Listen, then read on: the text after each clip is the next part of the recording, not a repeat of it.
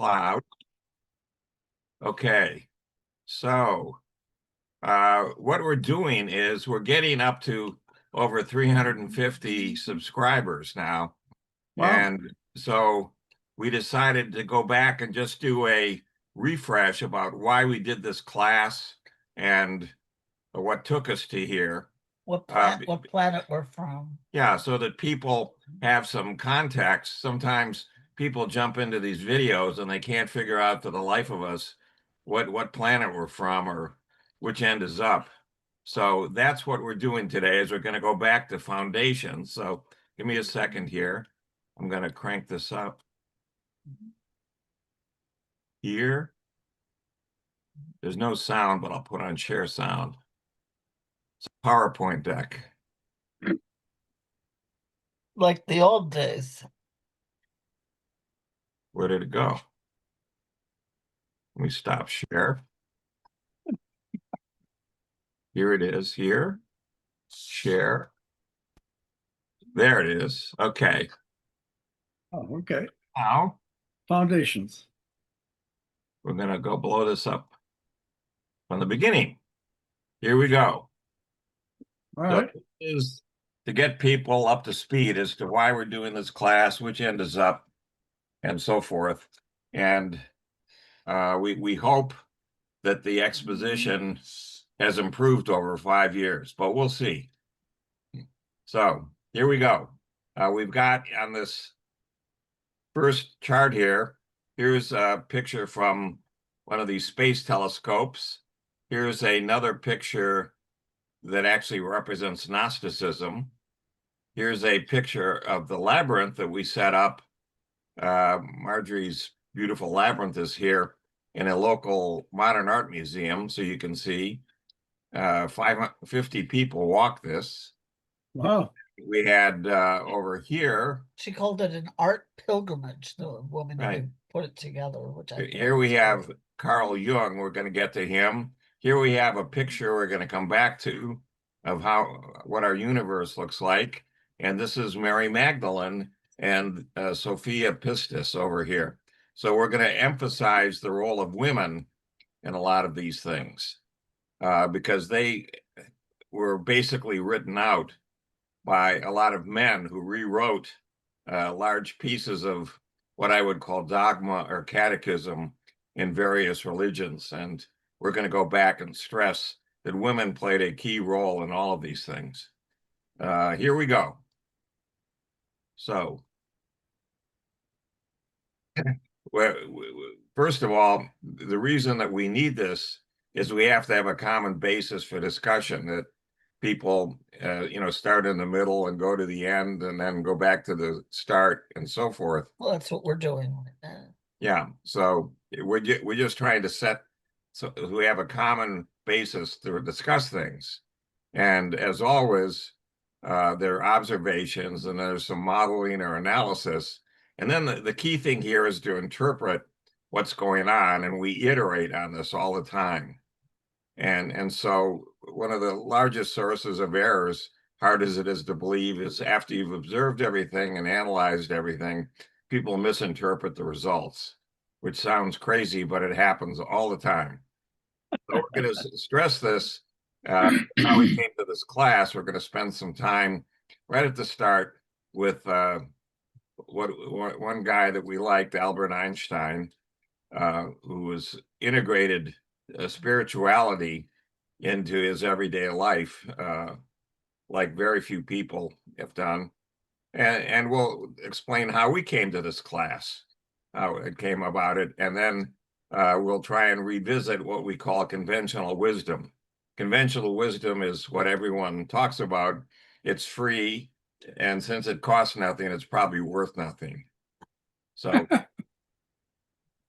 so here we go. We're starting with Albert Einstein. And he said, I think 99 times and find nothing wrong. Then I stop thinking and I swim in silence. And then the truth comes to me, even though I pounded my head against the wall 99 times and found nothing. So the intellect has very little to do on the road to discovery. There comes a leap in consciousness. Oops. call it intuition or whatever you will, but the solution comes to you and you don't know how or why. So a human being experiences himself or herself, thoughts and feelings as something separated from the rest, kind of optical delusion of consciousness. And this delusion is a kind of prison for us. It restricts us to our personal desires and to affection for a few persons nearest to us. So our task must be to free ourselves from this prison, widening our circles of compassion to embrace all living creatures and the whole of nature and its beauty. And our separation from each other is an optical illusion. So this is where Einstein starts. When something vibrates, the electrons of the entire universe resonate with it. Everything is connected. The greatest tragedy of human existence is the illusion of separateness. Reality is merely an illusion, albeit a very persistent one. You look out through your eyes and somehow you have it in your head. There's a little person there behind those eyes that's looking out. And what that person is seeing is really an illusion. What you think is reality is not really reality. It's a piece of it. So we're all souls dressed up in sacred biochemical garments. Our bodies are instruments through which our souls play the music. When you examine the lives of the most influential people who have ever walked among us, you discover one thread that winds through them all. They've all been aligned first with their spiritual nature and only then with their physical selves. Remember, this is from a physicist. The true value of a human being can be found in the degree to which he or she has attained liberation from self. The ancients knew something which we seem to have forgotten. The more I learn physics, the more I'm drawn to metaphysics. Metaphysics is above physics. One thing I've learned in a long life, that all our science measured against reality is primitive and childlike. We still don't know 1,000th of 1% of what nature's revealed to us. It's entirely possible that behind the perception of our senses, worlds are hidden of which we are unaware. We'll see that. I'm not an atheist. The problem involved is too vast for our limited minds. We're in the position of a little child entering a huge library filled with books in many languages. The child knows someone must have written those books.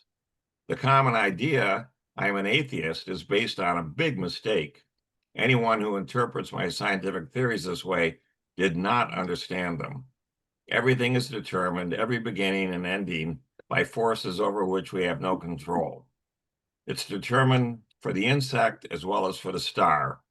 Human beings, vegetables, or cosmic dust, we all dance to a mysterious tune, intoned in the distance by an invisible piper. And the religion of the future will be a cosmic religion. It'll transcend a personal God and avoid dogma and theology. Energy cannot be created or destroyed. It can only be changed from one form to another. Everything is energy, and that's all there is to it. Match the frequency of the reality you want, and you cannot help but get that reality. It can be no other way. This is not philosophy. This is physics. I'm happy because I want nothing from anyone. I don't care about money. Decorations, titles, or distinctions mean nothing to me. I don't crave praise. I claim credit for nothing. A happy man is too satisfied with the present to dwell too much on the future. When Einstein gave lectures at US universities, the recurring question that students asked him the most was, "Do you believe in God?" And he always answered, "I believe in the God of Spinoza." Baruch de Spinoza was a Dutch philosopher considered one of the great rationalists of the 17th century philosophy, along with Descartes. So Spinoza, God would say, stop praying. So this is a dialogue here. Spinoza says, God would say, stop praying. What I want you to do is to go out into the world and enjoy your life. I want you to sing, to have fun, enjoy everything I've made for you. Stop going into those dark, cold temples that you built yourself and saying they are my house. My house is in the mountains, in the woods, the rivers, the lakes, the beaches. That's where I live, and there I express my love for you. Stop blaming me for your miserable life. I never told you there was anything wrong with you, or that you were a sinner, or that your sexuality was a bad thing. Sex is a gift I've given you, and with which you can express your love, your ecstasy, your joy. So don't blame me for everything they made you believe. Stop reading alleged sacred scriptures that have nothing to do with me. If you can't read me in a sunrise, in a landscape, in the look of your friends, in your son's eyes, you'll find me in no book. Stop asking me, will you tell me how to do my job? Stop being so scared of me. I don't judge you or criticize you, nor get angry or bothered. I'm pure love. So stop asking for forgiveness. There's nothing to forgive. If I made you, I filled you with passions, limitations, pleasures, feelings, needs, inconsistencies, free will. How can I blame you if you respond to something I put in you? How can I punish you for being the way you are if I'm the one who made you? You think I could create a place to burn all my children who behave badly for the rest of eternity? What kind of a God would do that? Respect your peers. Don't do what you don't want for yourself. All I ask is you pay attention in your life, that alertness is your guide. My beloved, this life is not a test, not a step on the way, not a rehearsal, nor a prelude to paradise. This life is the only thing here and now, and it's all you need. I've set you absolutely free. No prizes or punishments, no sins or virtues. No one carries a marker. No one keeps a record. You're absolutely free to create in your life heaven or hell. I can't tell you if there's anything after this life, but I can give you a tip. Live as if there is not, as if this is your only chance to enjoy, to love, to exist. So if there's nothing after, then you will have enjoyed the opportunity I gave you. And if there is, rest assured that I won't ask you. I won't ask if you behaved right or wrong. I'll ask, did you like it? Did you have fun? What did you enjoy the most? What did you learn? Stop believing in me. Believing is assuming, guessing, imagining. I don't want you to believe in me. I want you to believe in you.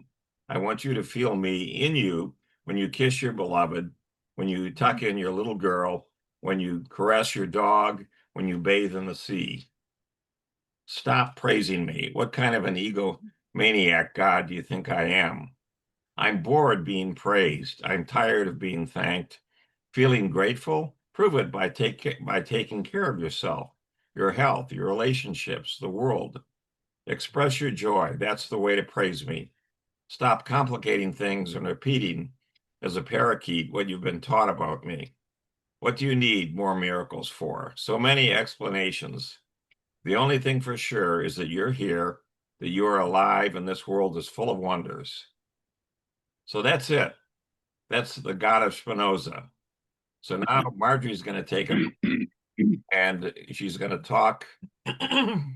Wait, what happened here? On how she got, let's get this out of the way. How Marjorie came to Unitarian Universalism. Let's get this over here. Okay. Let's see if we can move this over.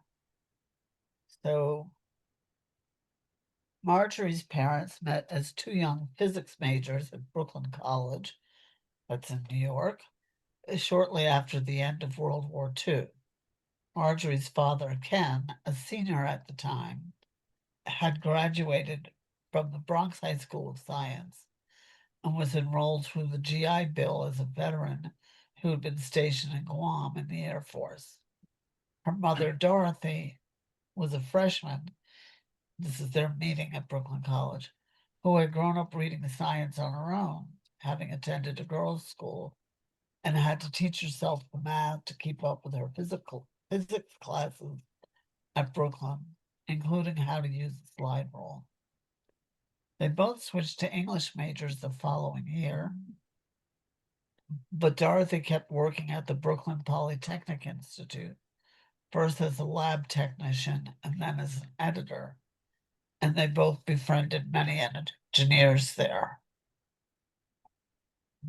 avowed atheists. In 1952, Marjorie's parents were married in the Community Church, a Unitarian congregation in New York City.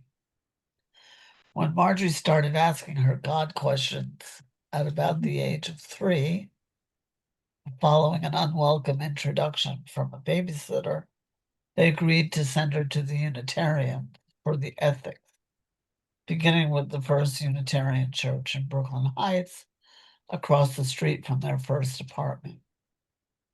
But it was too secular for this budding young mystic, as Marjorie was pronounced upon her fond discovery of above-mentioned Spinoza at the freshman year program at the New School in New York, which Marjorie entered in place of her junior year of high school. It was kind of a philosophy major. And when the family had moved to Connecticut, her mother Dorothy decided to go back to graduate school and to become a public school teacher, extending her commitment to civil rights, where she encountered more of the American transcendentalists, including Emerson and Thoreau, on top of the recognized mystics of the tradition, 2 of her favorites, Emily Dickinson and Walt Whitman, who are kind of opposites if you think about it. She decided to create 2 special electives. One was on science fiction and the other was on the transcendentalists. And she started taking regular trips to Concord, Massachusetts, bringing along all 3 Partch children. Marjorie absorbed some of this by sheer osmosis as she was veering off into Buddhism in her own precocious 9th grade independent study of Ram Dass, Alan Watts et al., followed by yoga and meditation with the same English teacher that was introducing me to the Buddhism. When Dorothy and Marjorie were, that's right. I'll go back. Here. Is this? What happened? I think you- that's it. When the family moved to Connecticut, Dorothy decided to go No, back, you just did this. including yoga. Yeah. Okay. When Dorothy and Marjorie were planning Ken's memorial service in 2003 in Connecticut, they were drawn back to the familiar ground of the Unitarian Church, this time in Westport, Connecticut. Marjorie had practiced yoga and meditation for many years at this point, and she had been a student of Jungian philosophy and psychology, following her training in astrology and integrative psychology in New York, as well as studying and practicing Kabbalah at the Theosophical Society. Her post-2001 return to Connecticut to care for her mother following a mini stroke was ambivalent, but Marjorie found community and solace at the local spiritual bookstore where she gave classes in reading, and in the Unitarian minister's sensibility toward literature of all kinds, particularly poetry, including scripture, which she found to be compatible with Jung's and Joseph Campbell's thinking, as well as her own. Under Dorothy's influence, Marjorie was more familiar with the Greek myths and the Judeo-Christian tradition, and she welcomed this period of integration of many strands. So On the other hand, this is my turn. So I was raised, I'm trying to explain how we got to doing this class. You have to understand, I was raised Catholic, so I had a First Communion in an Eastern Rite church. That's a particular sect that's very close to Eastern Orthodox, but it's not Eastern Orthodox. And the Mass was in Slovak. My great-grandfather came from Slovakia in 1884 through Ellis Island. And my mother grew up in this church in the Pennsylvania anthracite coal fields. So for probably 6 weeks, I attended Mass daily in Slovak. There were this incredible polyphonic music and hymns at age 7, all of which I've forgotten.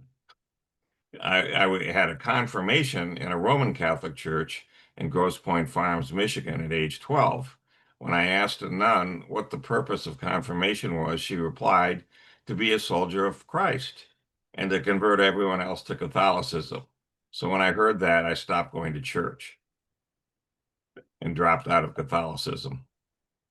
Now, in high school, however, I still had a spiritual or philosophical bent because I took 2 years of Latin, 3 years of German, and 2 years of Russian. So I was exposed to some great writers and poets from Rome, Germany, and Russia. Now, when I was in high school, I took a standardized math exam that all 10th graders in the state of Michigan take. Everyone was told before they took it, the exam is deliberately very long. No one has ever finished it. I aced it. I got a perfect score, did all the problems. So this got me to thinking maybe I should consider going to a place like the Massachusetts Institute of Technology. So I applied and went there for 8 years. And while I was there, I took another 2 years of German literature, but I spent really no time with Catholicism. There's a very nice chapel on the campus that I.M. Pye designed, but I walked into it. It's totally agnostic or ecumenical, and it's actually a cylinder with a moat around it. So you have this brick cylinder isolated from the rest of the world by this moat. But anyway, I then went off with this as a background. I went off to Bell Laboratories in northern New Jersey, which is the research and development arm of AT&T then. And then after 12 years there, I spent 15 years as an independent consultant. And I worked with a lot of venture capital funds on investment opportunities in telecom, and also with many service providers such as Korea Telecom. So it totaled up to be over 450 engagements over this period and over $60 billion in capital placements. So very, very materialistic. What changed? Well, in 1998, my former wife and I adopted a boy from Bulgaria and we wanted to have him exposed to religion, but not Catholicism. And so we elected to join the Unitarian congregation in Westport, which had a multicultural faith formation program for kids.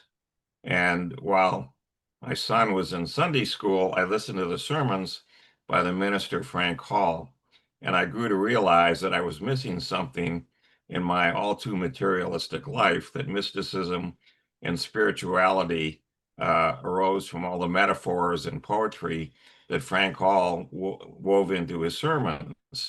And I just started to think about this.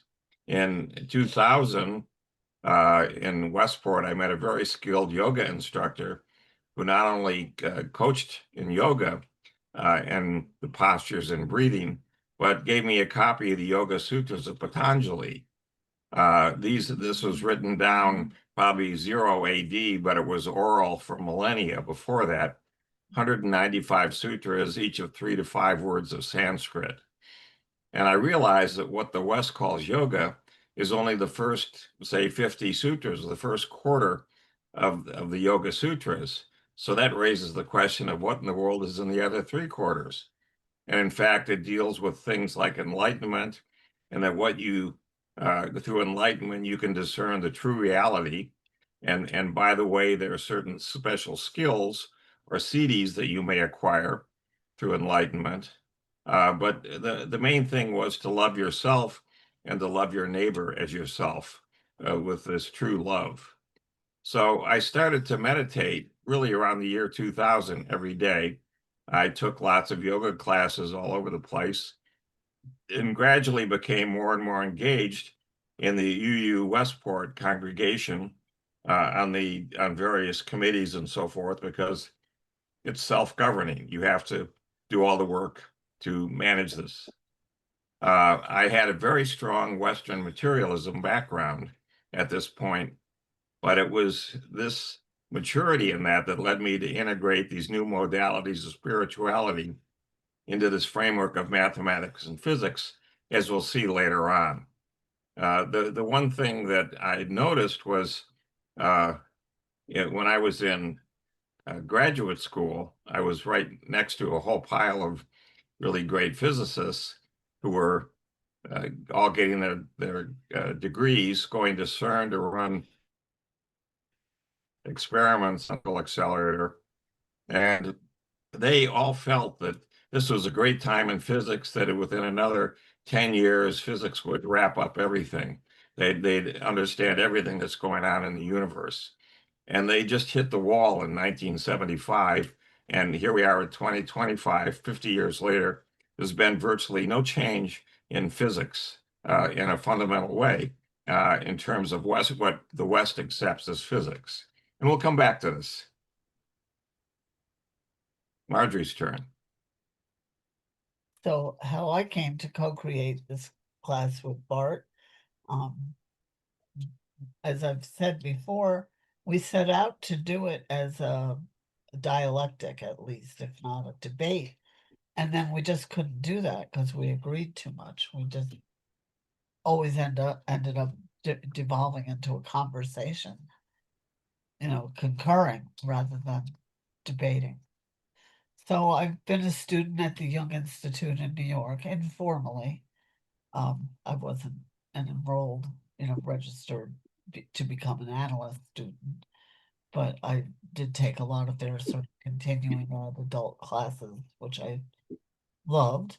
And Jung argued that we are all influenced by a mixture of archetypes. This is kind of difficult to understand. They're not just things in our dreams and our stories and our myth, but it's more like they are living entities that are expressing themselves through us, through our consciousness. So these archetypes are involved in our consciousness and our subconscious thinking, particularly the collective unconscious. In astrology, there are a dozen entities that are connected with a mix of these archetypes. These archetypes are seen in a sort of shorthand, you could say, to influence our personalities and behavior. They can be associated with the planets and the sun and the moon, planetoids. There's a comet that's caught in orbit in our solar system that we use. So it's not only planets. To me, it doesn't matter what Pluto is. There's a moon of Jupiter that's quite large. That's getting more attention these days. There's the meteors and the what appeared to be another planet between Earth and Mars, right? Yeah. No, Mars and Jupiter. Or was it Mars and Jupiter? Yeah. Okay. And a lot of those have feminine identities. Carl Jung kept a natal chart for each of his clients, which is kind of interesting. He didn't talk about it with them. And, my training is that it's not good to do ongoing therapy with people whose charts you're looking at and doing, because it's kind of the reverse process. So I want to say he was honoring that principle, but he looked at it for his own reference. So the archetypes are what Plato called the forms or the shadows in the cave. They are apparently generated. This is getting into some of the things we've gone into some depth in past classes, so it may not make sense now if this is the first thing you're hearing, but by the information algorithms that make up the collective unconscious.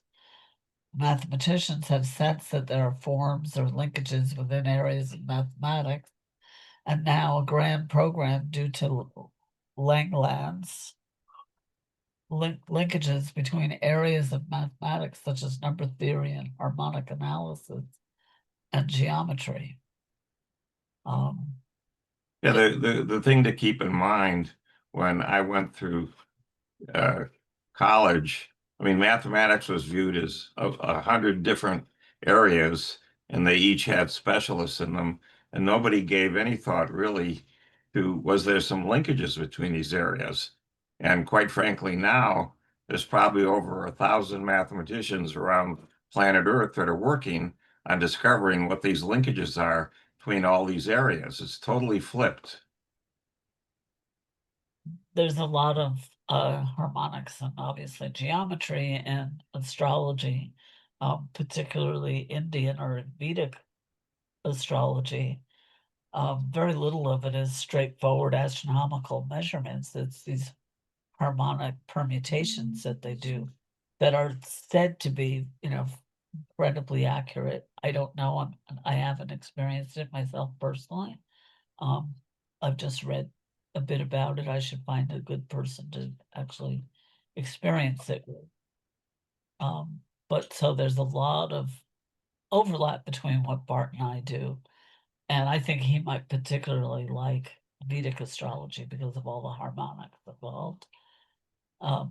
So for example, chemists see the forms as topological mappings, and biologists see the forms being used to generate body organs. But it's geometry. That's what's, I think, Right. particularly interesting to Bart and me. And that came out in the work Right. of Darcy Thompson, who had a competitive view of evolution to Darwin's. So I'm also trained in the tarot, and well, I didn't get training in the I Ching, but I'm familiar with it. And Jung wrote a wonderful introduction to the first English translation. Well, I'm just trying to move this out of the way. No, you want to go here to the right book. Okay. This is a huge book. It's, like this big and about this thick. So let me get my hand so you can see. It's like a couple of inches thick. And it has beautiful, beautiful colored plates of some of his paintings. So I've been a student of his work for going on 40 years, I would say. He was born in 1875, died in 1961, but his ideas were really meant for the 21st century, which I think he knew, and I think that's why he held a lot of it back. And for example, this book, the Red Book, was only published 2020. 2010. Yeah. So, But he did all the work between 1913 and 1930. right. And it just came out. I paid I think it was $100 for the edition that I got, which is not something usual for me. And it's all written in this calligraphic German. It's called fracture script. That's just beautiful. And it seems to me when I look at that he was in a trance, even when he was writing, because the calligraphy is so even. It's not just like he had lined paper under it, which he certainly could have. It definitely looks like, but it's just so regular and consistent. And I've seen artists who work in trance, and that's the kind of thing that happens. The unconscious is far more skilled than the conscious mind. So I followed the letters of Jung and Wolfgang Pauli on how to make sense of the double slit experiment in physics, leading to their co-authored treatise on synchronicity, atom and archetype. And that's still what is, Which is, I think Bart and I are these are exploring the together. letters. This is an edition of the letters. And this is a drawing by Pauli. and they start the text off with quotes from each of them, and a lot of them you would attribute to the other. And it turns out that Jung said the thing that sounded like something, a physicist would say, and vice versa. The physicist said what you might expect a philosopher or a mystic to say. And this is a wonderful book that is just now beginning to be understood. And there's a lot of work being done on that. That's worth a class in itself, that dialogue. And Jung's position on synchronicity really did evolve over the decades. And when I first started studying it, it was very frustrating because I thought it was very self-contradictory. But it's that he thought different things at different times, which I think was very honest. And his perspective was really evolving. And they exchanged these letters for, more than 20 years. I forget exactly how long did they write. They're 1930 to 1957, and there's some, I think, 80 odd letters. Pauli was someone who loved letters rather than writing technical papers. He'd write these incredibly detailed critiques if someone gave him a manuscript to review, and they would basically incorporate his ideas into their revised manuscript to make it that much better. And that was how he operated. He wasn't really interested in a lot of credit, but he did end up with the equivalent of a Nobel Prize. No, he got the Right, Nobel or he Prize. did get them. Yeah, he I was uh, thinking of one of your mathematicians. it was the when you have radioactive decay, a neutron decays into a proton and electron, and there's a little bit of energy that they couldn't account for. So since it didn't have any charge, he just called it a little neutron, or he called it a neutrino. And these have been discovered since then. And every second that we're sitting here, you have hundreds of billions of neutrinos going through your body as we sit here right now. So it's a very common thing that no one knows how to make sense of. So we recommend this book highly. We do a couple of classes on it. And it's worth an entire course, is what I really meant to say. So, and so he did win the Nobel Prize for his interpretation of an experiment requiring a new particle that he named the neutrino. And every second, a trillion neutrinos pass through every one of our bodies. Pauli approached Jung about coming up with new approaches to reconcile the double slit experiment, which was very disturbing to anybody in the field. Pauli was so disturbed by these ideas that he was turning into an alcoholic, and he was just approaching all kinds of women for sex. He was going crazy and he said, wait a moment, here's Jung. Jung thinks about these things. He's got some ideas. But Jung, I think, wisely did not do his analysis. He referred Pauli to somebody else, but they started this correspondence and a different kind of relationship. So together they brainstormed. And there's a story of synchronicity that whenever Pauli was passing through a town, even if the experimental people, the experimenters didn't know he was passing through, they might have thought he was, back somewhere else. In Italy, it would turn out he did pass through that town and everything broke. So is that causal or is it not causal is the question. To me, that seems more like an energetic thing that I would call causal. Mhm. But they put their minds together coming from these different perspectives and both enhance each other's definitions of synchronicity. And this has been augmented with the many worlds interpretation of quantum mechanics and the phenomenon of quantum entanglement. I actually have dreams about things like this. And then I wake up and I try to remember them. And I said, Bart, it was something about entanglement. It was like once two particles have an encounter, and I think of people as particles, right? We're particles of the universe. So it could involve, for example, two different particles in a common space compartment, and the space compartment can stretch apparently infinitely. Remember, space has 24 real dimensions or 12 complex dimensions, plus and minus. Remember that space can inflate or compress at the start of the Big Bounce or the end of the universe. We don't know what comes after.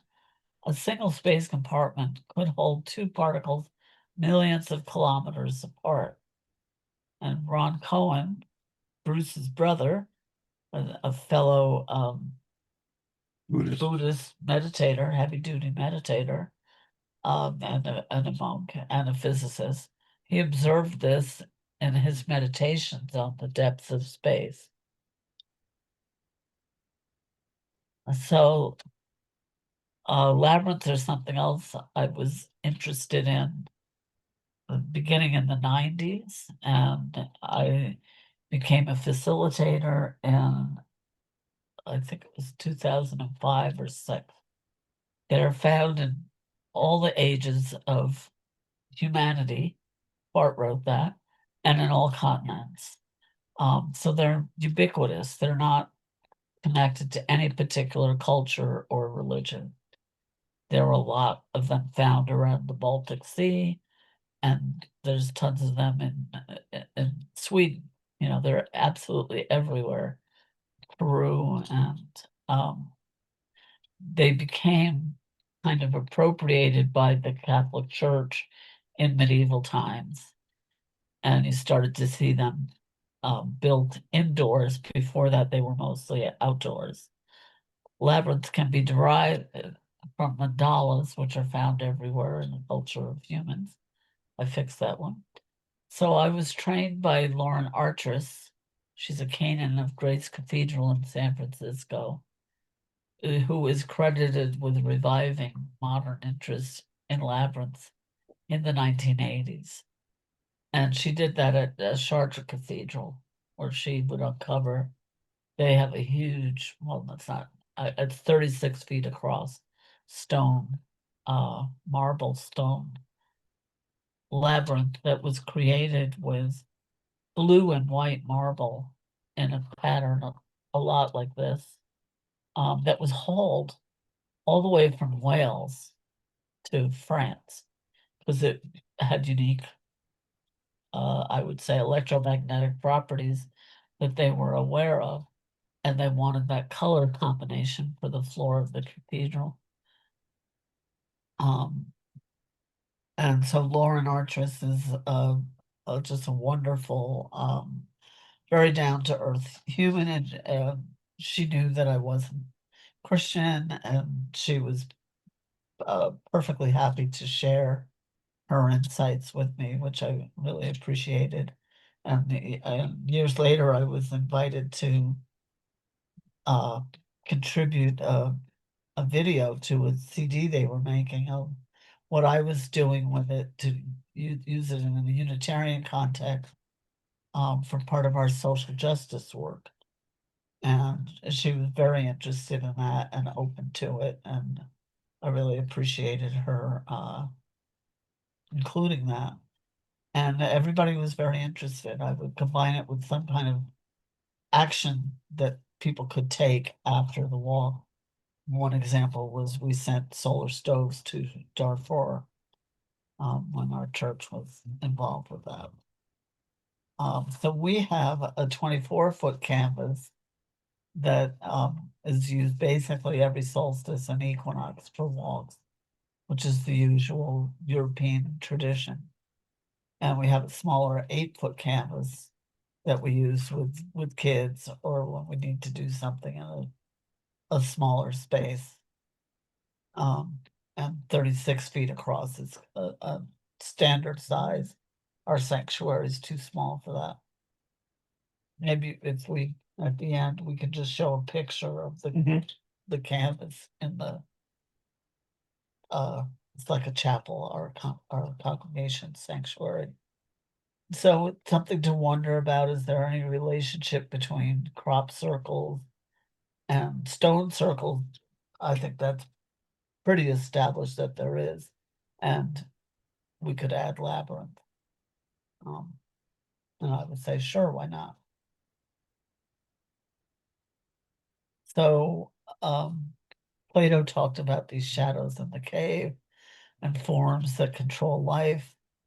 I studied, it wasn't in school, it was a paid essay that I wrote for an academic publisher on Darcy Wentworth Thompson, who argued that Darwin's theory of evolution was just a small part of how life came about and what the shapes and forms that controlled life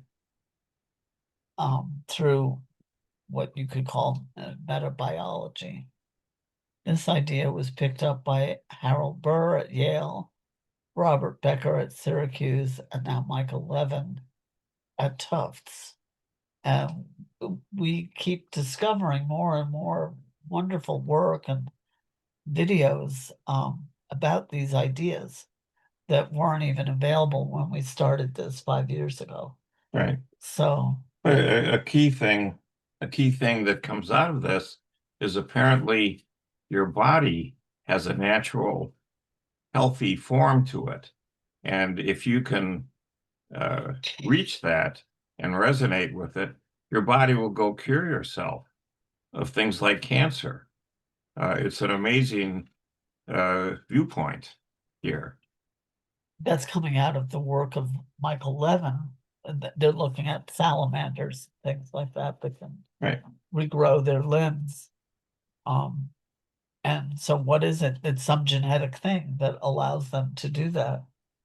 That could possibly be. Yeah, the thing to keep in mind here is people point to DNA and RNA, and in the human beings, where you have 50 trillion cells in your body, every cell has two strands of DNA, and they each have 3 billion pairs of proteins on it, and they're 6 feet long, but they fold up into something that's under a millimeter across because it has to fit into the 50 trillion cells. So in the 3 billion proteins, there's all the information about how to fold it up. But just as important, there's all the information about the shape of the bones or the shape of your head or any other body organ. It's all there. Your right ear as opposed to your left ear. Yeah, good luck in trying to read it out of the 3 billion proteins. It's complicated, but it's simple. Right. So, Jung talked about archetypes influencing all aspects of life in a more complicated way than we learn at the pop level. And Stephen Wolfram has talked about the Ruliad, an algorithmic description of the universe and life itself. Stephen Wolfram is a mathematician, with simple rules leading to incredibly complex behavior. And mainstream passive biology is focused on the piece parts: proteins, genes, DNA, RNA, biochemistry, topological chemistry, and not at all on the influence of electricity on health. I felt this so strongly when I was going back and forth to New York and Vermont.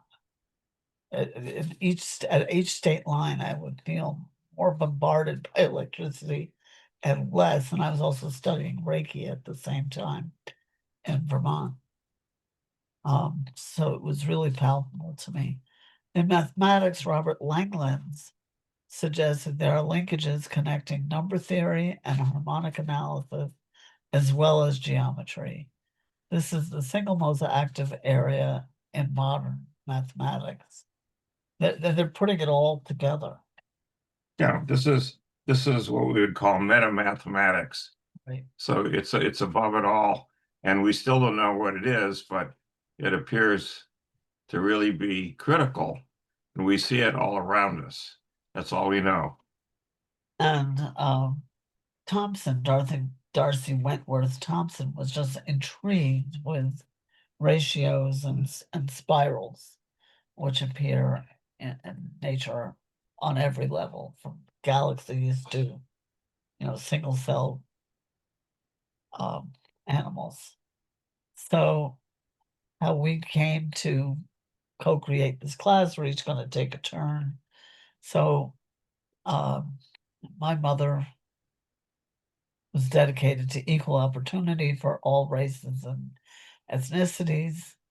She taught at Brian McMahon High School in Norwalk, Connecticut, which is a fairly mixed, diverse community, which is why they moved there from New York when my parents decided to leave New York.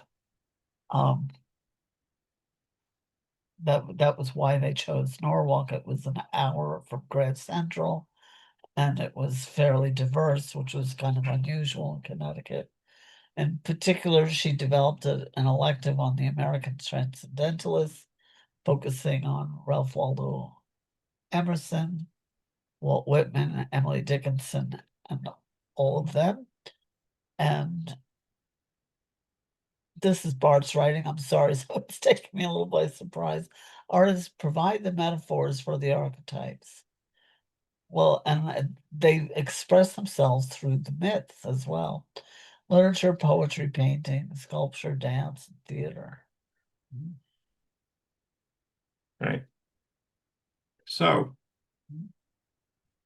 how did I get engaged in this? So I said I spent 8 years at MIT as a student, and so by the time I reached the year 1970, I'd already taken 3 classes in electromagnetism, and an introductory class, and then a class that specialized in motors and media interacting with electromagnetic fields, and then a whole class on radiation and transmission of electrical energy. So I had Roger Brockett, who was actually on my doctoral dissertation committee, and he was at MIT, and he just moved to Harvard, and he asked me to look at what he called exterior calculus, and I didn't have a clue what exterior calculus was, so I discovered that a German, Wilfried Grassmann, had developed this exterior calculus. And I looked at this and I concluded that in 1847, Grassmann had developed all of Maxwell's equations. The only problem was no one could understand what in the world Grassmann was doing, including Maxwell. So When did Maxwell? Maxwell Publish. Maxwell did all of his work in the early 1860s. So it's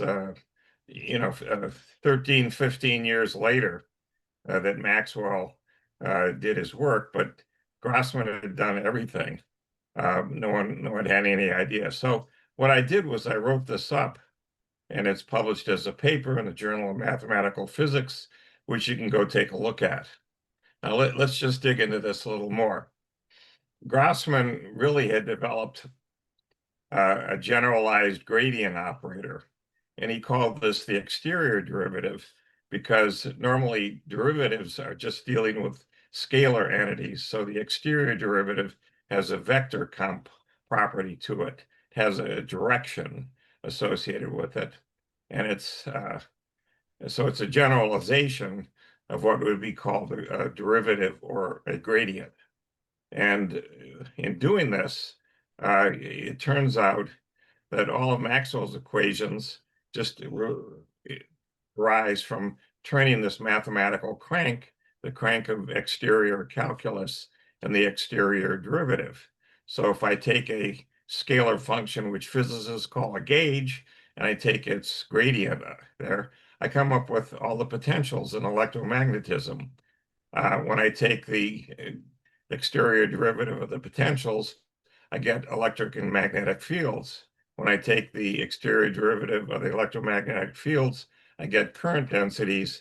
And when I take the exterior derivative of the current densities, I get the sources for the currents. So I stopped at this point and I said, wait a moment, this has nothing to do with physics whatsoever. I'm just turning the mathematical crank here, and I'm getting a set of mathematical operations. And this is what we call Maxwell's equations. But Maxwell and Faraday together, they'd looked at all kinds of experiments and so forth. That Grossman didn't need to look at any experiments. I didn't look at any experiments, and I was able to come up with all of Maxwell's equations. So there's something deeper that's going on here that we're going to see.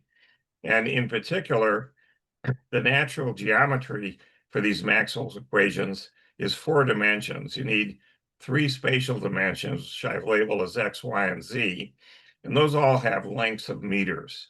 So if I include time as the 4th dimension, the time doesn't have the dimension of meters or length. So I multiply it by the speed of light. So the speed of light is meters per second times seconds. C times T gives me meters.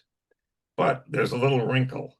I have to make sure that time is orthogonal or perpendicular to the 3 spatial dimensions.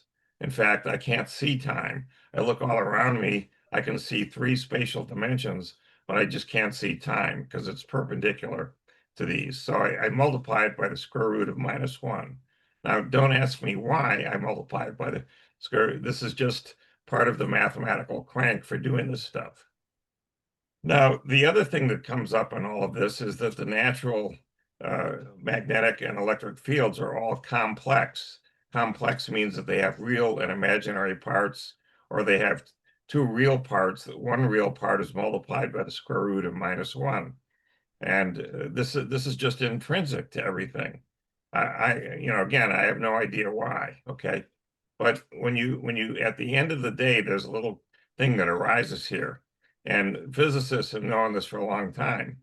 But what they didn't realize is that by looking at this as a purely mathematical operation, there's a little identity that drops out of it, which is the speed of light squared times epsilon, the permittivity of free space, and which relates different types of electrical fields, and mu, the magnetic susceptibility of the different types of magnetic fields.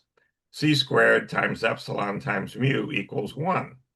Now, physicists spend forever trying to figure out what the physics is behind this. There is no physics behind it. It's a combinatorial identity. It's a mathematical identity. It has nothing to do with physics. And I leave it as an exercise as to how in the world this comes about, but it's intrinsic in what this Grossman's exterior algebra allowed you to do. So this got me to thinking, well, where in the world did space go? Because there's no space in this. So in 2005, out of the blue, I was approached unsolicited by a truly amazing individual who has since passed on. And we met for a cup of coffee in a local diner, and he had a copy of Arnold Sommerfeld, who's an incredible German physicist. Sommerfeld had 4 Nobel Prize winners for students, Heisenberg and Schrödinger among them. I think he might have also had Pauli. And so Sommerfeld had put together a series of books summarizing everything that he knew about physics. And in this book on electromagnetism, we're sitting there at the diner. On one page, there's the equations for the electromagnetic fields. And on the other page, facing it, Sommerfeld wrote down the equations for fluid mechanics. Now, if you look at these equations, you'll see they're identical, except that the fluid mechanics have extra terms to account for the density of the fluid. Remember what I said, the electromagnetic field equations, Maxwell's equations, there's no space. So the density that we're talking about here is the density of space, which physicists call the ether. So this is what in the world, how do you include space in these things? So if you just blindly take a look at what Sommerfeld did, and I'm sure Sommerfeld did this, he just didn't put it in a book because he's too good a physicist not to have done this, then what you would find is that if you take the equations for fluid mechanics, and you realize that the density of the fluid is the density of the ether, and then you just look at this and do a power series expansion, the 0th order power, anything to the 0th order power is just a 1, but there's a first order term, a second order term, third order term, first power, second power, third power, etc. Just look at the 0th order term and you get Maxwell's equations, the equations for electromagnetism. People call them the equations for electromagnetism in free space, but I just got through saying that you don't need space at all to come up with these equations. It's just totally mathematical.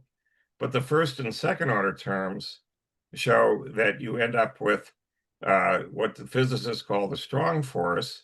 In the nuclei of atoms, we have protons that are all positively charged, and they should repel one another. That's what Maxwell and Faraday and everyone else saw. But in the force flips and it attracts at very, very short distances, and that's why it's called the strong force. And then the weak force is where neutrons in the nucleus decay into protons and electrons and neutrinos. And so you end up with, if this occurs, you end up with an extra proton now that you didn't have before. And this is called an isotope of that atom. So this is the strong force, the weak force, the forces for electromagnetism. And then finally, we have the ether. And so the density of the ether reflects gravity. The more dense the ether, the greater the gravity. And therefore, all the forces that we're aware of come out of electromagnetism, all of them, when they interact with space. So see, correct me if I'm wrong, my layperson's understanding is that it's part of the structure. It's intrinsic in the structure of space, and but that raises the question of why in the world is this the structure to start with? Why does this exterior derivative, in fact, do what it does? But So, it's not part of the content, it's part of the structure. Right, it's structural, entirely structural. Which is bizarre. Right. To me. No, this is not something you'd find anywhere. Now, that was time passes. In 2015, I came across a book on the courtesy of the internet called Occult Chemistry by Annie Besant and Charles Leadbeater that was published in 1908. Now, this book... They were early English theosophists. Yeah, there was a Theosophical Society that was founded in England, no less, in 1875, but it spread to the United States and also to India. And they were leaders in this in the late 1890s, and Annie Besant became president of it in the earliest 20th century. Now, what they did was they would each go hand in hand to a museum, and they would sit and look at different atomic elements that were typically in cases in museums all around Europe. And they'd both stare at whatever this element was, and they determined that these elements were all made up of a nucleus that had protons and electrons in it, protons and neutrons in it, and it was a very small piece. And then the electrons canceled out the charges of the protons, and they were in a cloud, a big cloud around the nucleus. So the way to keep this in mind is that if we looked at the nucleus and put it on the altar of the cathedral in the Vatican, St. Peter's, if we put it on the altar there, then the cloud of electrons would be out as far as the edge of the cathedral building. So the nucleus is minuscule, and the electrons go way, way out relative to these things. Now, remember that there's neutrons in there too, and so these neutrons can decay into protons, electrons, and neutrinos, and this leads to isotopes. So they discovered that these minerals they were looking at were a mix of things that had, they all had a fixed number of protons and electrons, but the number of neutrons could be different. That led to the notion of isotopes. And they did this before anybody had even invented the term isotope in 1908. Isotopes were first published in 1912. And they anticipated the discovery of several isotopes. Yeah, they predicted several isotopes that were unknown that they had seen. Looking at the structure. Right, exactly. So there was a Brit, Stephen Phillips, who was a theoretical physicist, and he came across this work by Annie Besant and Charles Leadbeater in the late 1970s. And so he said, okay, I'm going to test this to see, is this really what's going on? How could you simply sit there and meditate and determine how many protons are in each of these elements? Hydrogen has 1 proton, helium has 2, lithium has 3, and so forth. So, and they checked each other in terms of doing this. Now, the key thing that Phillips did keep in mind was Besant and Leadbeater did indeed realize there were protons and neutrons there, but because of their deep clairvoyance, they could see they were made up of quarks. There are 3 quarks that make up a neutron and 3 different quarks that make up a proton. And then they saw that the 3 quarks, each of the quarks was made up of 3 subquarks. So they went all the way down. So there were 9 subquarks for every proton and a different 9 subquarks for every neutron. And that's what they saw. They were counting in numbers of 9, but due to the way Leadbeater and Besant did it, they bundled these things together. So they're looking in units of 18, 2 times 9. And having said that, Phillips checked everything out, and they were correct. They had a few errors, but they were in things where if you have, for example, an element with 50 protons in it, and therefore probably 50 neutrons, that's 100. And each of those has 9 subquarks. So that's 9 times 100 is 900. And then they always saw them in pairs. So that was 1800. You could see that they might make some counting errors, but there were very few counting errors there that they made, and they checked each other on this. And Phillips confirmed all of this stuff statistically, said it was highly unlikely that they just made this stuff up. And then in the early 1990s, Ron Cowan, who's Bruce's brother, sent a letter off to Phillips and said, "Oh, I've repeated all these observations of Annie Besant and Charles Leadbeater, and in fact, they've gone far beyond that. And I can observe what was called dark matter, which apparently they never saw. We don't know why."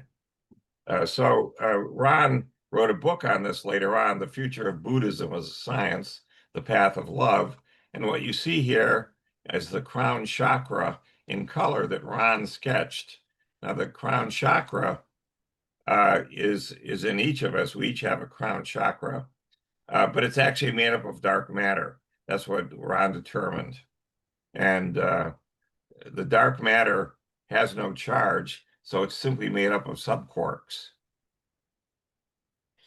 And this guy Phillips was extremely obsessed with Kabbalah. Right. Yeah. I studied Kabbalah. It was a combination of Western esoteric Kabbalah and Hebrew Kabbalah at the Theosophical Society in New York. Right. Yeah. Over a period of years, Phillips concluded that the Jewish Kabbalists, in fact, were seeing the same thing that Annie Besant and Charles Leadbeater were seeing, and it's the true reality. We'll come back to that.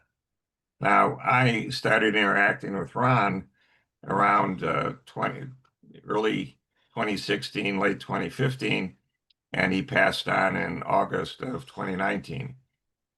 So Ron repeatedly would go into deep meditation, and his skills were he could look deep into the microcosm, but also into the macrocosm, the far reaches of space. And what he kept saying again and again is that what we see with our eyes is really only a subset of what is the true reality.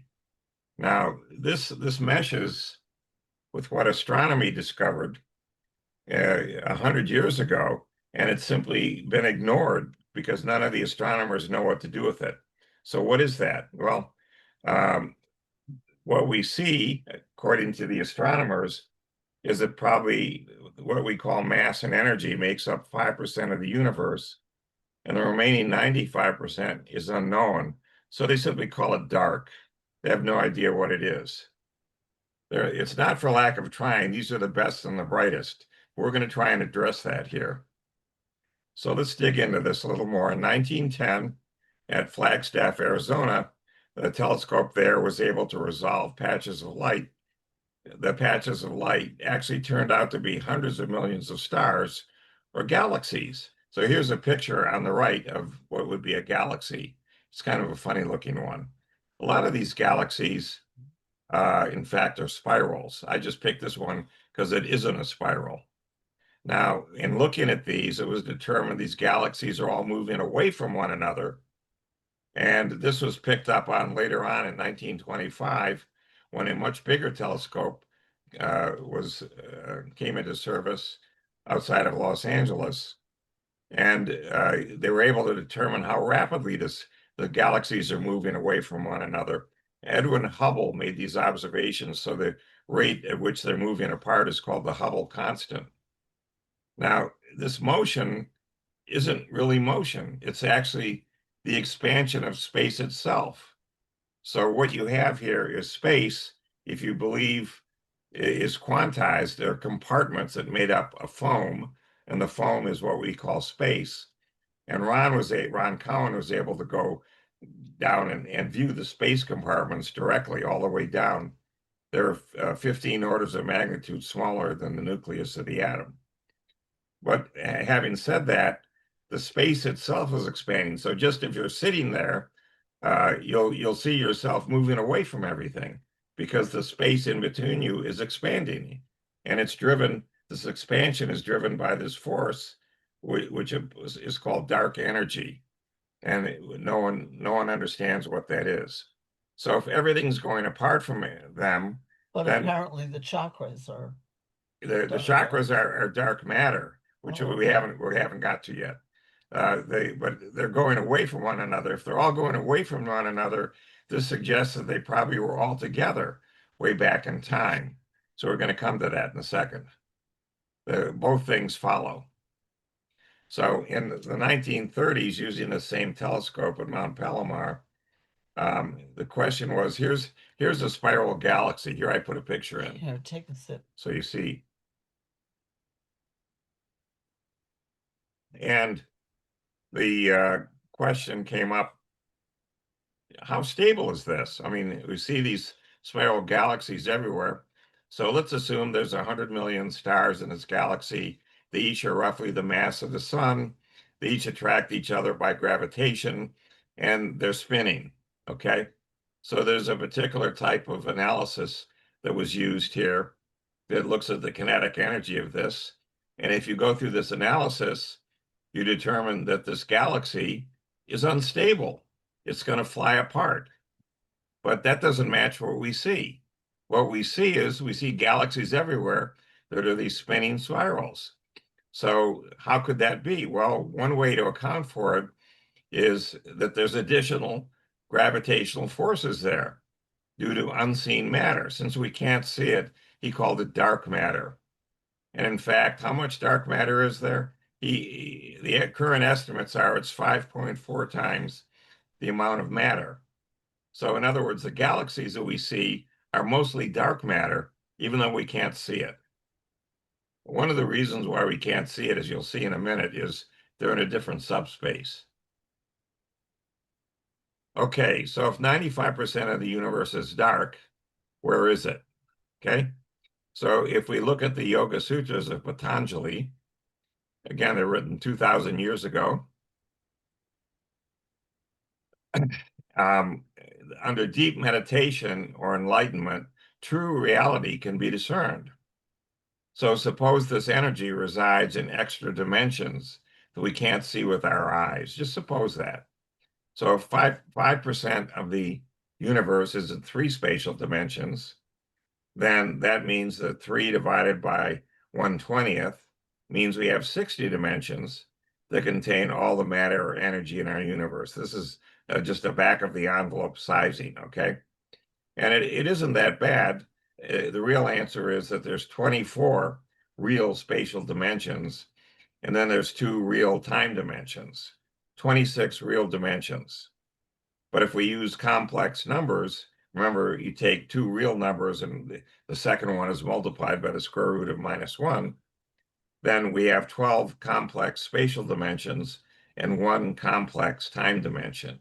So that's what you want to keep in mind here. Lots of dimensions. So We never fixed that. no, the 24 real spatial dimensions have a lot of structure to them. So over here on the left, we see in green, we've got matter, and there's 3 dimensions here for space and 1 for time, which we've got as ICT. Remember, that's time times the speed of light times the square root of -1. So there's actually 4 dimensions here, but 3 are spatial. And then we have 6 what are called compactified dimensions that we'll come to in a minute. And this has these compactified dimensions have holes in them. There's 3 holes. Over here on the right, we have dark matter, and it's in a different subspace. It's perpendicular to our subspace. So I just multiplied everything by the square root of -1, and we end up with 3 spatial dimensions right next to us, but perpendicular. And then this time dimension, and then 6 compactified dimensions. But now we have 4 holes here. And then there's some curvature associated with it. And then finally, we have at the very top, this is the highest order here. There's 6 compactified dimensions, and there are 8 holes here. So if there's 3 holes where the dark matter compactified dimensions are, 3 of them tie up with the 8 holes up above. 4 of these for dark matter tie up with the 8 holes up above. And the final hole links 2 of these 6 dimensions. So the thing to keep in mind here in going through this is we have 18 dimensions and we have 8 holes. There's really only 10 actual dimensions that are compactified. And this is what the mystics saw, the Jewish mystics, the Kabbalists. The number of Sephiroth in the tree of life is 10. There's 10 of these Sephiroth here. They saw this under deep meditation. Don't ask me how. And in addition, there are other curvature parameters, which we still have yet to figure out what to do with. And you should have a diagram of the Calabi-Yau manifold. I do, and you'll see it in a second. Okay. And the thing is, this figure is kind of upside down. The higher realms, the higher dimensions are at the bottom, but this is the way we drew it. So here's a picture of a Calabi-Yau manifold, which is this compactified space that we're talking about. So it gets its name because there's an Italian mathematician, Eugenio Calabi, who postulated there was a particular type of manifold that would help mathematical physics come up with better theories. A Chinese mathematician, Shengting Yao, so this gives us the name Calabi-Yau, received the Fields Medal for showing that these manifolds actually existed. In mathematics, it's not enough to assert something, you have to prove that it exists. So that's what Yao showed, was that these in fact exist. And he did this in the 1970s. So these are complex manifolds. So there's always 2 real numbers, and one of them is multiplied by the square root of -1. And that the picture we show here is in 2 dimensions because it's on I don't, there's no picture. what? I can't see a picture. You can't see the picture. No. What can you see? Oh, wait, we See. lost it. Where did it go? Hold on. Hold on. Why do we lose it? Ah, Now you can see it, right? okay. Thank you I for love Zoom. All these improvements are just killer. So Thank you for bringing that. thank you for pointing out, Bruce. Thank you. So the key thing about these is that there's a measure of curvature, and these things are basically flat. But even though they're flat, you can see this incredible structure. And this is just a snapshot. This thing is evolving. This is curling and spinning and doing everything in sight that you can imagine. And let's take a look in a second here now. Wait, what happened? Where did the... Here we go.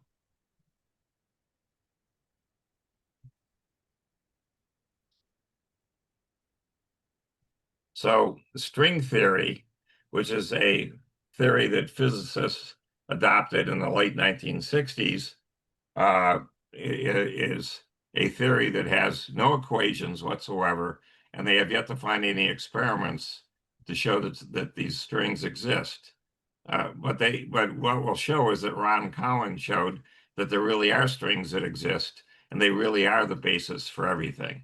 But you have to accept using deep meditation to make these observations.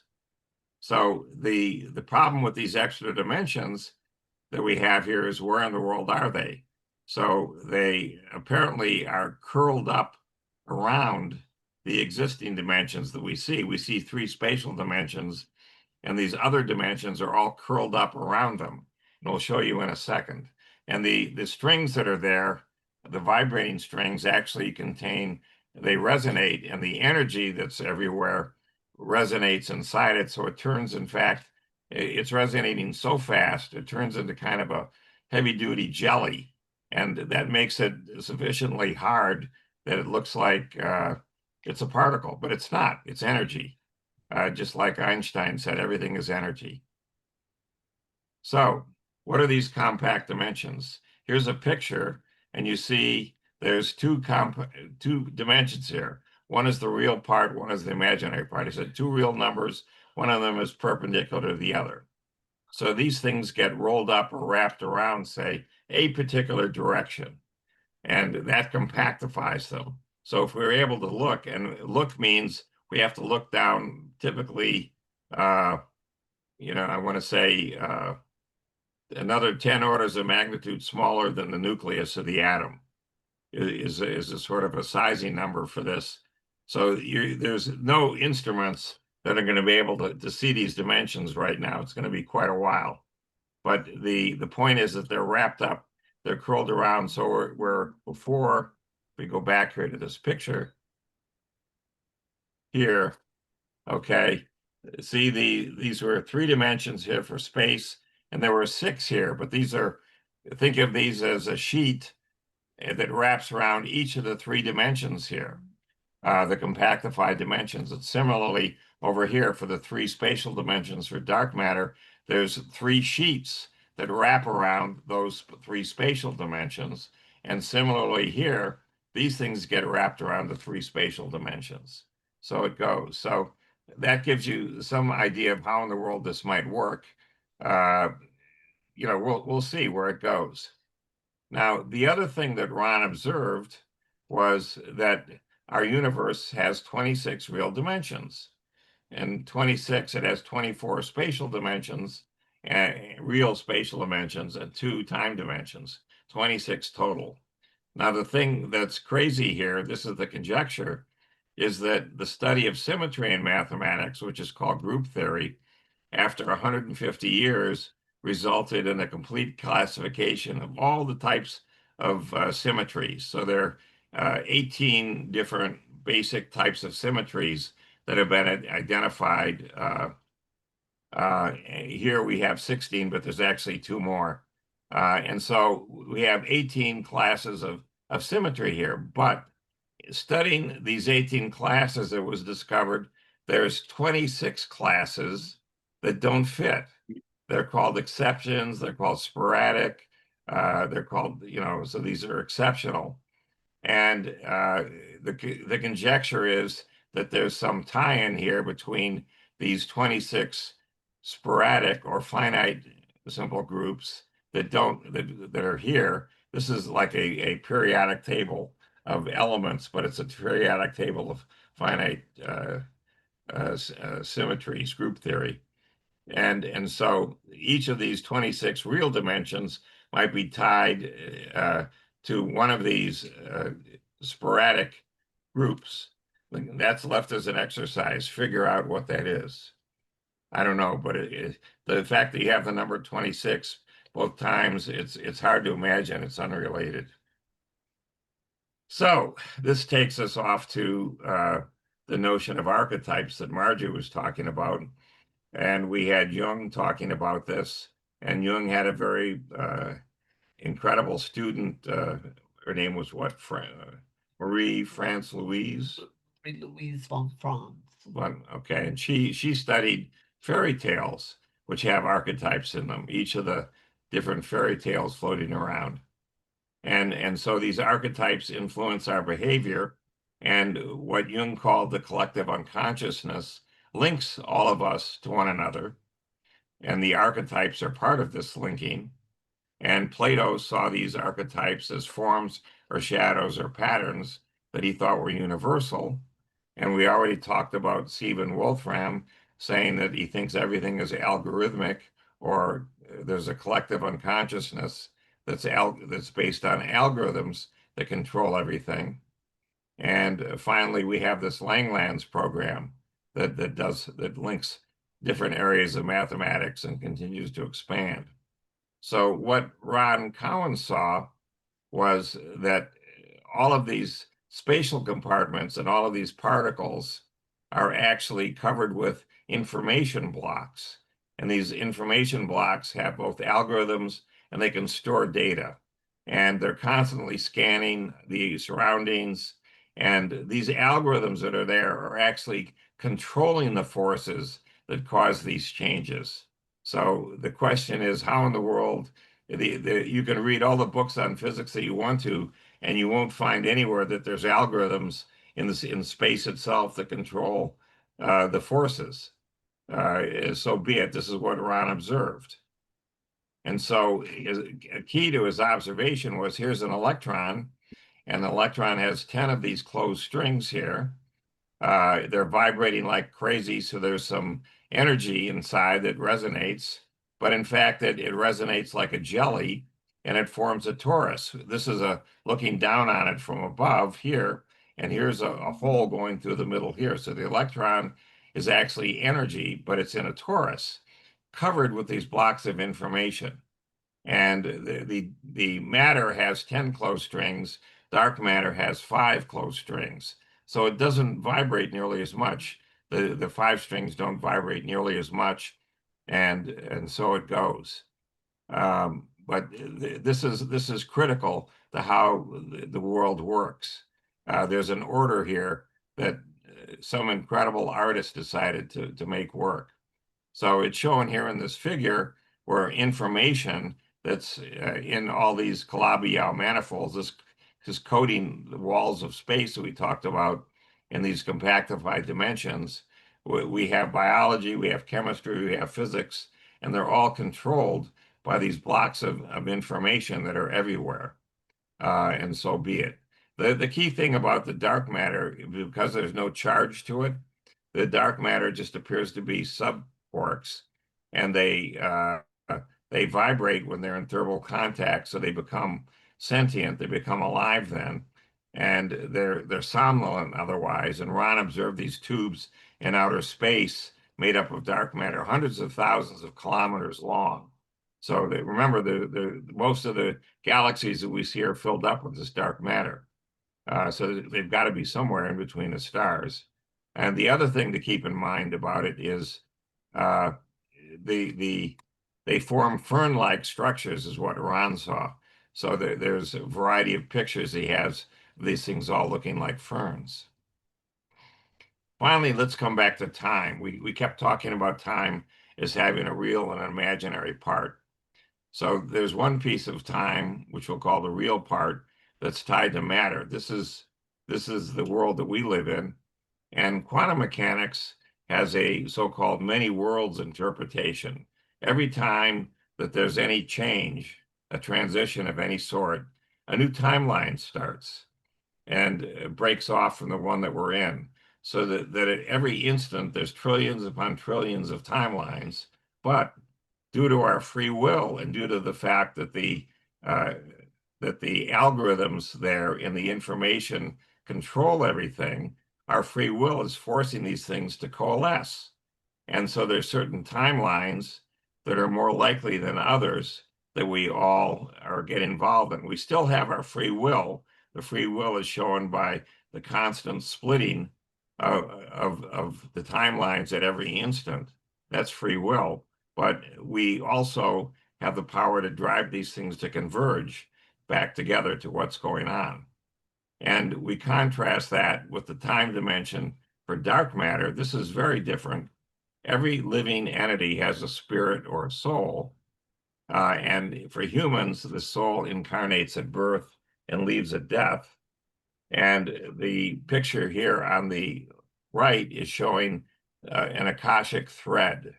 So this thread is a record of every instant of life. It's a incredible, beyond holographic, because it's in 26 dimensions. This Akashic thread is recording everything in what we call life, and our spirit is linked through these 7 major chakras. The 7 major chakras are made up of this dark matter that Ron observed. We chose not to go study that because it was just going to be too much of a diversion. There are too many other things to go study, and we just elected to do that. So the question that we come up with here is the following: that the human soul is apparently some sort of energy entity that's immortal, and it incarnates again and again.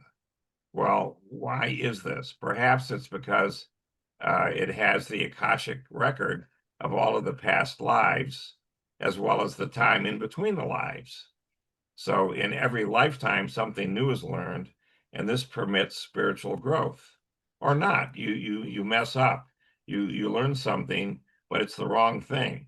You choose to make a so-called bad choice, and you file that away, and hopefully then in the next lifetime you'll revisit this and fix it. So we have someone like Jesus of Nazareth, who incarnated to understand really what it meant to be limited as a human being. Again, he was such an enlightened individual that he almost had no limits as a spirit, but he incarnated as a human, and now he had all of these limits. And this is what takes us back to the book of Job, where God learned from Job the issue of good and evil, and God decided that he needed to incarnate to answer Job. And Jesus of Nazareth is the answer here. So the purpose of this is to gain in life, is to gain lifetime after lifetime, increasing spirituality, love for yourself and your neighbor. And this can elevate your vibrational frequency from the lower dimensions. We're supposedly saying just 3 dimensions now, but going up to just into these compactified dimensions, 5, 6, 7, 8, 9, and the real higher dimensions of 10, 11, 12 that we saw in the picture there. That would be true energy beings that live there. So that's what we see with time. Go ahead. I just wanted to point out your 3rd paragraph there. That's according to Jung. Right. That's not. Right. This is all according to Jung, that Jung thinks that God learned from Job, and he decided to incarnate to answer Job. If you read the book of Job, you'll see what's going on. That he realized that, I've pronounced it, Job was always was forgiving God, but Job was a limited human being. So, but in that way, he was beyond God. Right. He was more evolved than God. So, and this answers the question, I think, for me, of it's like why we have the Simpson. So is to separate from the unity so that this aspect of the totality of the one can have this experience. He wants to know, well, what did Jesus know? What did Job know that I didn't know? So, so that's Right. why he wanted to experience life as Jesus being mortal Right. and having some limitations. Right. Now, there actually is some type of, And this is all metaphor, by the yeah, way. We don't mean this literally. right, right. But there's two different, I'll call them data points, but you have to judge for yourself. Supposedly the CIA employed hypnotic regression, and many people were regressed to go into past lives. And they discovered many of these individuals remember history as we know it today, but there were several of them that remembered that the South had won the Civil War.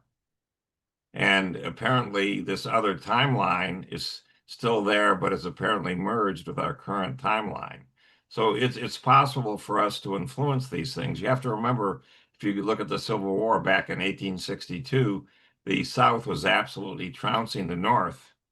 And it could very well be that they went in for the kill and won the Civil War, and Britain and France sided with the South, and the United States was broken too, to a South and a North.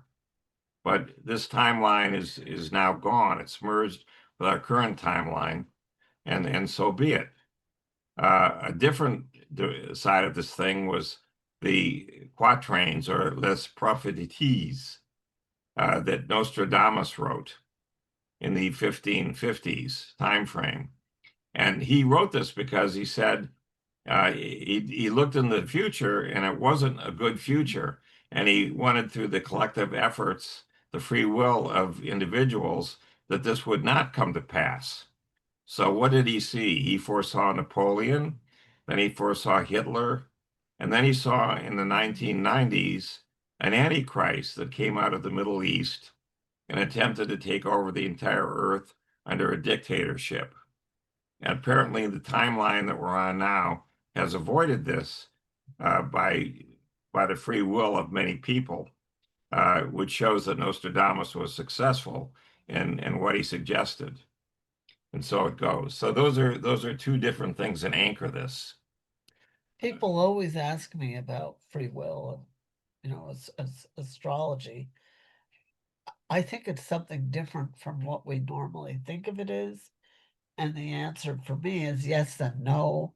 It's not in the ways that we necessarily like to think of it.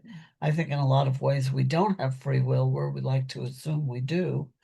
And then I think there are a lot of areas where we would like to deny it, and we actually do. It doesn't mean necessarily that you can levitate, just Right, because you decide you want to do that.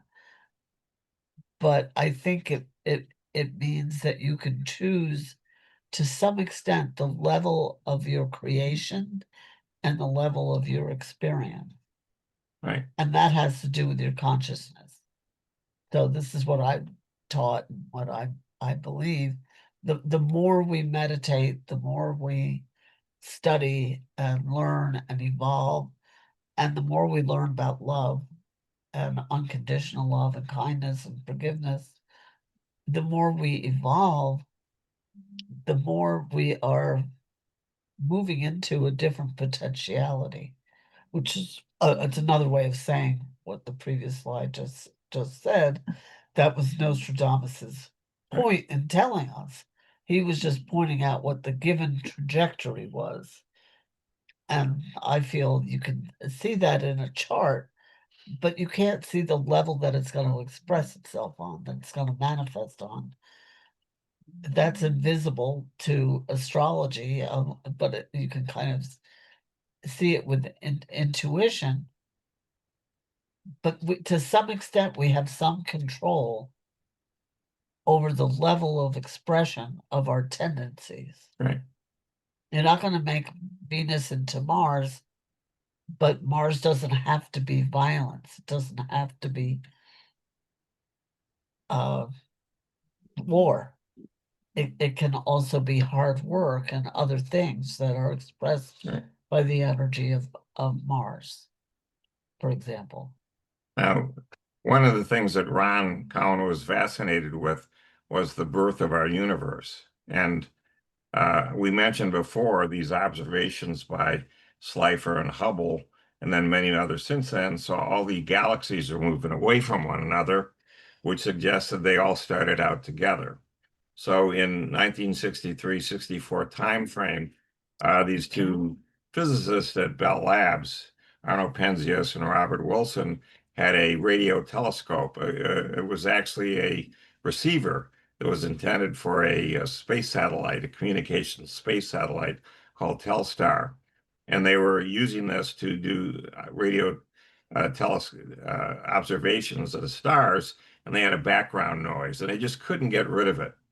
And they went over to Princeton where a physicist was there, Robert Dickey, and he said, "Oh, this is probably the remnant of the initial bang that created our universe." And since then, there's been a huge amount of very refined observations that suggest that, yeah, there's something like this. And a classmate of mine, Alan Guth, proposed that just after this Big Bang, there's a period of what he called inflation, very, very rapid expansion, 30 orders of magnitude of expansion of space itself. And this meant that the stars that were all there at the start of the universe all got pushed out away from one another, and so they're uniformly smeared out across the heavens, which is what we see. We don't see uh, pieces of heaven that are all black and pieces of heavens that are loaded with stars.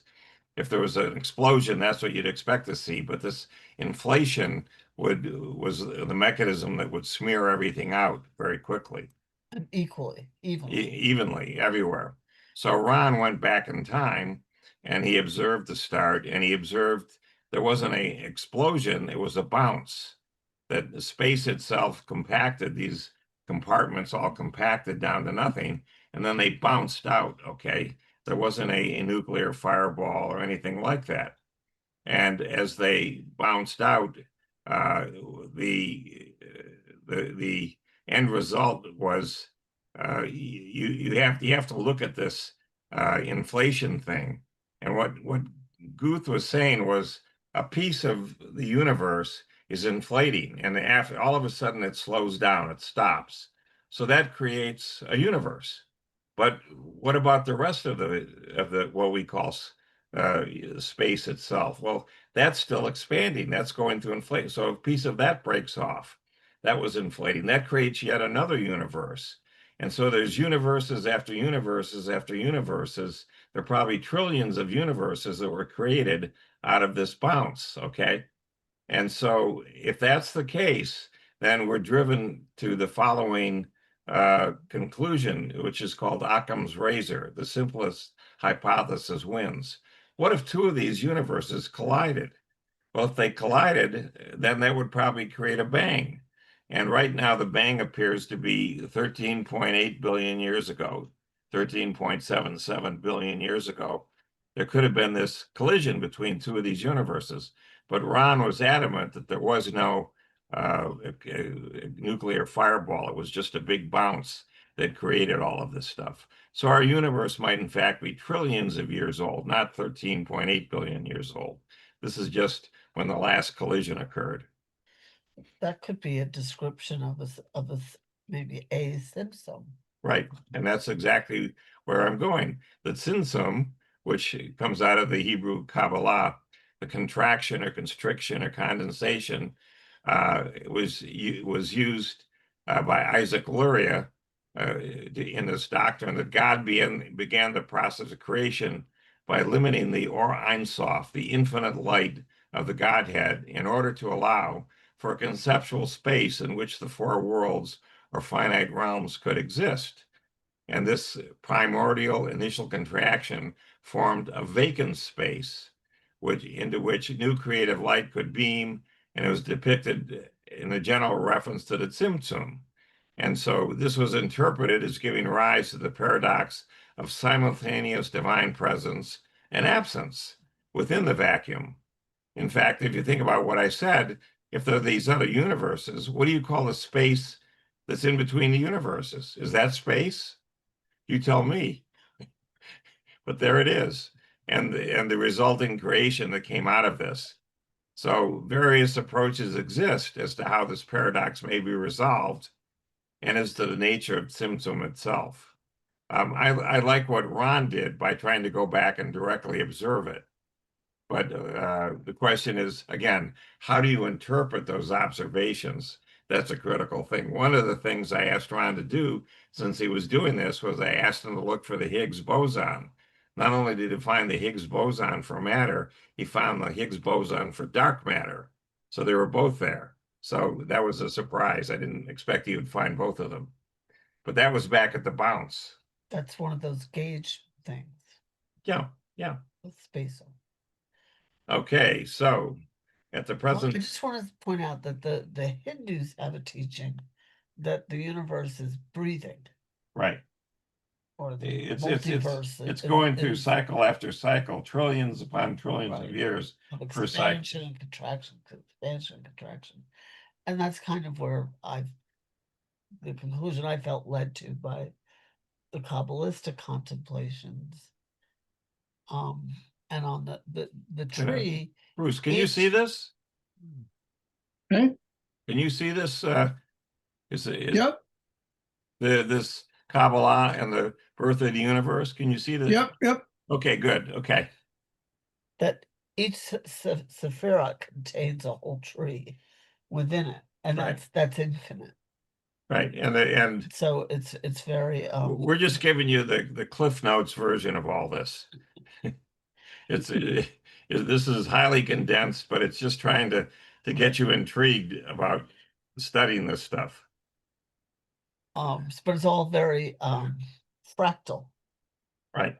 Absolutely. or holographic, and that just made sense to me.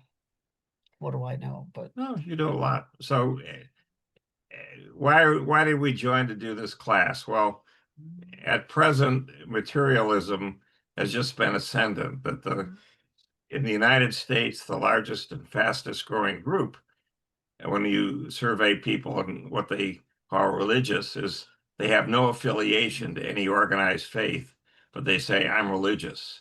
or they say spiritual but not religious. That's true. So I just want to say Kabbalah, when they talk about God, it's purely a metaphor. They know that they're talking like the Hebrews, I believe. I mean, like the Hindus, it's a personification. They know it's a metaphor that's for something that's too beyond our comprehension to even think of as a being, let alone a he. yeah, and Ron Cowan observed this information that's everywhere, which could be the collective unconsciousness that Jung talked about. So that's why we're all connected. But that doesn't explain that could have a higher reality to it, a higher level in which it exists. We never got there. We ran out of time in terms of doing this work to see what in the world is going on. So the takeaway here, what we've seen repeatedly is that nature gives us examples everywhere of ordered beauty at every level. And many people just choose to ignore these things. The beauty of flowers or seashells or the spirals in the galaxies or on and on. There's just example after example of archetypes, of orders, of patterns, and people for whatever reason, for right now, choose to ignore this. So what we hope to do is to just have people over time begin to meditate and then integrate the spirituality into an integral part of their daily life. And so that's really the reason we came together to do this is to show that spirituality is in fact relevant. The title of the class became Mysticism, where science, art, and spirituality meet. And we hope that we're trying to get that across to you. I want to say, for me, I always come back to the word wonder. It's the sense of wonder. For me, this just opens up my sense of wonder to, it's just, as Einstein said, when you look at the world around us, you either have to think that everything is a miracle or nothing is a miracle. So Right. it seems to me that everything is a miracle. It is. And that sense of wonder is just so much better than being alienated and depressed and a completely mechanized. I think science has done just as much to dogmatize and reduce reality as religion has. And that it's a kind of blasphemy to pretend that we understand these things, that we're lucky if we're describing them with any accuracy, but I don't think we're explaining them. We're asking more and more questions on a deeper and deeper level. And the more you look, the more mysterious it is, and the more miraculous and wondrous. Yeah. And I think the ancients, in a lot of ways, had more knowledge about this than we do. I think we've lost a lot. Yeah, I agree. Another reason for doing this class is to highlight the role of the feminine, the role of women in all of this. So there's apparently been an attempt in times past to just minimize the role of women. So we have Adam and Eve, but it's really Adam who's driving things. Well, really? There were two of them. They're equal. Or it appears that the Torah could have been rewritten around 600 BC to reduce the role of women in it and make it far more patriarchal. I believe that Eve was initiating Adam, and that's what was going on. Story. Yeah, But that's no longer clear. That's no right. longer. We have in the New Testament a story about Jesus of Nazareth turning water into wine at a wedding. Well, the person who supplies the wine at the wedding is the bridegroom. So apparently Jesus is at his own wedding doing this. Well, who is he marrying? Evidently, he's marrying Mary Magdalene. And they ended up having at least one child. And the end result of this was that he was expected to be married. Okay, that was just part of the way the world worked then. It still works that way. And there's lots of other examples of this that are found in the Gnostic writings of Sophia Pistis, which we're going to touch later on. And we dealt with Hildegard von Bingen, who was a German monk, or she ran 3 different abbeys in Germany on the Rhine River, and composed many chants and wrote about the greenness of nature in a book called Viriditas. And so there's example after example of women that played a key role, and it's just been minimized in the dogma of many of these organized religions. Science is also viewed by many as religion. Typically, both the people that are doing the science and the people that are watching the science take place, they almost view it as a religion. Like, what's the problem? So the problem is this: after 100 years, we've seen that science has made no progress that we can see in studying the universe. There's only 5% of it that's been studied, and the other 95% is called dark. And for the past 50 years, there's been virtually no progress in what we call matter in dealing with this. The study of, again, what we said, dark matter is just absence from all this, let alone dark energy. And then for the past 70 years, when we deal with someone like, since World War II, The mainstream biology is focused on genetics and biochemistry and really not on the role of forms and patterns and bioelectricity, which appears to be much more germane toward how biology really works, how chemistry really works. And so it goes. So we see that religion itself has been fragmented into myriad faiths, and we always adopt the parable of the blind man and the elephant. Each one of them is tugging on some piece of the elephant or a particular spirituality, and each of these faiths claims to be the only one true faith, and they all miss what the whole is. The whole is that you should step back and look, and you would see there's a whole elephant there.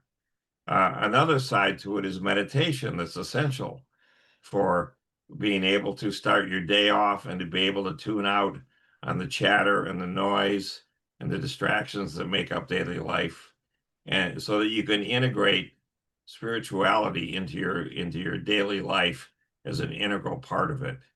And the arts do provide these metaphors where language fails to give us the conceptual underpinnings of what Jung called the collective unconsciousness. So we sense that there's a unity to everything, and the arts provide the metaphors for that sort of unity. I would say that's what science provides too. Yeah, yeah.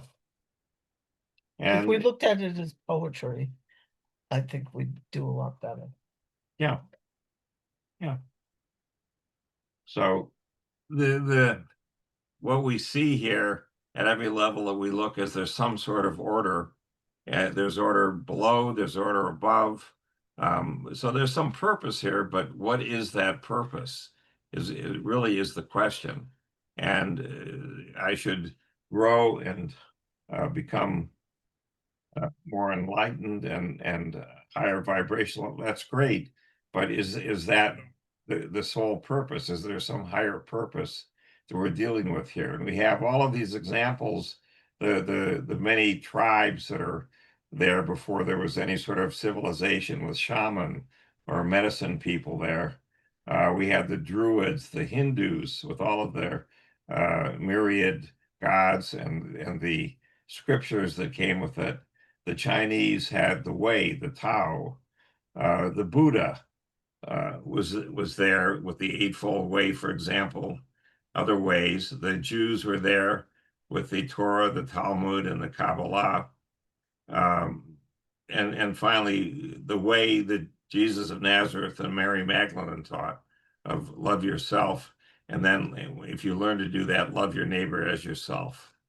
So this leads us to this issue: is there an afterlife? Is there an immortal soul that each of us has? Is the collective unconscious God? Each of us can draw their own conclusions, but I think you can see where we're taking things. So that's why we're doing this class. End. So thank you for listening, Bruce. Any comments? We try. No, it's great. Yeah. Is a key thing.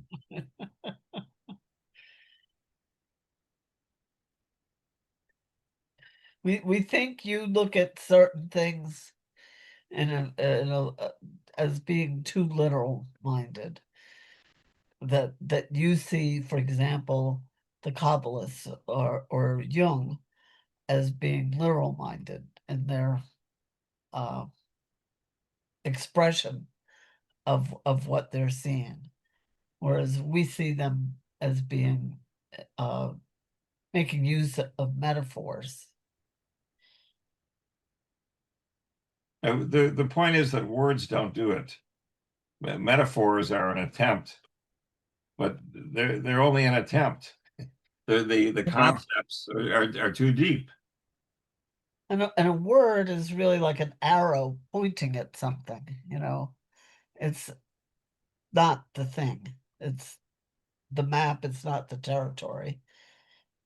But to try to talk about these things, people have tried to use poetic symbols which don't just have, it's not like a stop sign means stop. They don't just have one interpretation or one level.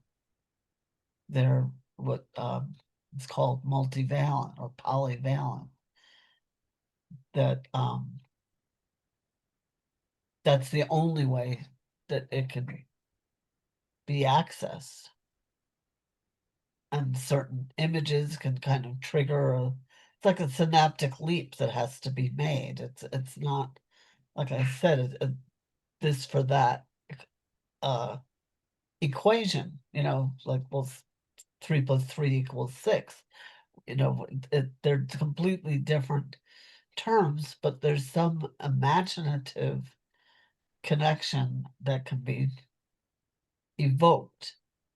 Am I saying it? And Yeah. kind of Yeah, well, I just said words don't do it. right. Yeah. I'm familiar with the dimension of meditation, where in deeper meditation, you actually have awareness of different levels of reality. And you can come to understand these things directly in your own mind. And then it Very can be hard to talk about it in everyday language afterwards, particularly with people who don't meditate at all, Yeah. to try to put it into words. Or they meditate, but they never really meditate over enough time to be able to start to sense. Yeah, well, it depends on a lot of things. There's a lot of reasons why Ron was able to meditate in such depth. One of the being is that he was a very old soul, and he's been meditating for many, many lifetimes. So it's a very different dimension of understanding. Right. It's Yeah, not, I think the same thing was true of Jesus of Nazareth. He probably had many, many lifetimes, as did Mary Magdalene, and then they yeah, came together. I don't think it yeah, was a one-shot thing. So, right. which means it's even harder to describe. Right. Anyway, thank you, Bruce, for everything. Okay. Onward and upward. Next week, another one. Here All we right. go. Bye-bye.